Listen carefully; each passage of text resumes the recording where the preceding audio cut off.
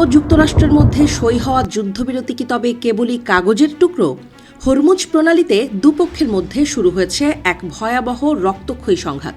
Washington বলছে Tehran প্ররোচনা দিয়েছে, অন্যদিকে ইরান বলছে আকাশপথে হামলা চালিয়ে যুদ্ধবিরতি লঙ্ঘন করেছে খোদ আমেরিকা। মার্কিন প্রেসিডেন্ট ডোনাল্ড ট্রাম্প তার স্বভাবসুলভ ভঙ্গিতে হুঙ্কার ছেড়েছেন। তিনি দাবি করেছেন, মার্কিন রণতরী লক্ষ্য করে ইরান ড্রোন ও মিসাইল ছুঁড়লে পাল্টা জবাব দেয় আমেরিকা। ট্রাম্পের ভাষায়, মার্কিন শক্তির সামনে ইরানি বোটগুলো প্রজাপতির মতো ঝরে পড়ে সমুদ্রের অতল গহ্বরে হারিয়ে গেছে। ট্রাম্পের সাফ কথা, শান্তি চাইলে দ্রুত চুক্তিতে আসতে হবে, নয়তো ভবিষ্যতে আরও ভয়াবহ ধ্বংসযজ্ঞ অপেক্ষা করছে।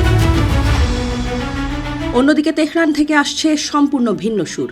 ইরানের সামরিক কমান্ড দাবি করেছে, যুক্তরাষ্ট্র বিনা উস্কানিতে একটি তেলবাহী ট্যাঙ্কারে আক্রমণ চালিয়েছে এবং ইরানের উপকূলীয় এলাকায় বিমান হামলা চালিয়েছে। কাসেম দ্বীপ ও বন্দর খামিরের আকাশে আগুনের গোলা দেখার খবর পাওয়া গেছে। ইরান সাফ জানিয়ে দিয়েছে, শত্রুপক্ষের আগ্রাসনের দাঁত ভাঙা জবাব দিতে তারা মুহূর্ত মাত্র দেরি করেনি। সংঘাতের আঁচ লেগেছে সংযুক্ত আরব আমিরাতেও। শুক্রবার ভোরে দেশটির প্রতিরক্ষা মন্ত্রণালয় জানিয়েছে, ইরান থেকে ধেয়ে আসা ড্রোন ও ক্ষেপণাস্ত্র রুখতে তাদের আকাশ প্রতিরক্ষা ব্যবস্থা সক্রিয় রয়েছে। দুবাই থেকে তেহরান, পুরো অঞ্চল এখন এক চরম অনিশ্চয়তার মধ্য দিয়ে যাচ্ছে। স্থানীয় সংবাদ মাধ্যম বলছে, তেহরানের জনপদগুলো কেঁপে উঠছে শক্তিশালী বিস্ফোরণের শব্দে।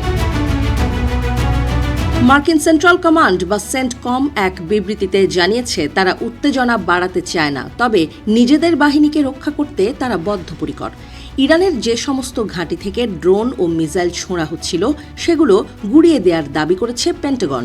তাদের মতে এটি ছিল আত্মরক্ষামূলক এবং অত্যন্ত নিখুঁত একটি অভিযান।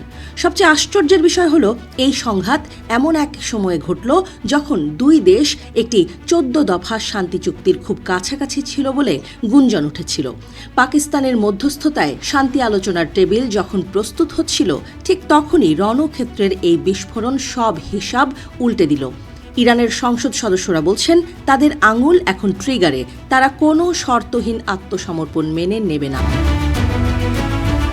মার্কিন পররাষ্ট্রমন্ত্রী মার্কো রুবিও এর আগে জানিয়েছিলেন যে অপারেশন এপিক ফিউরির লক্ষ্য অর্জিত হয়েছে, কিন্তু আজকের এই ঘটনা প্রমাণ করে দিল যে শান্তি বলি খুব ঠুনকো সুতোয় ঝুলছে।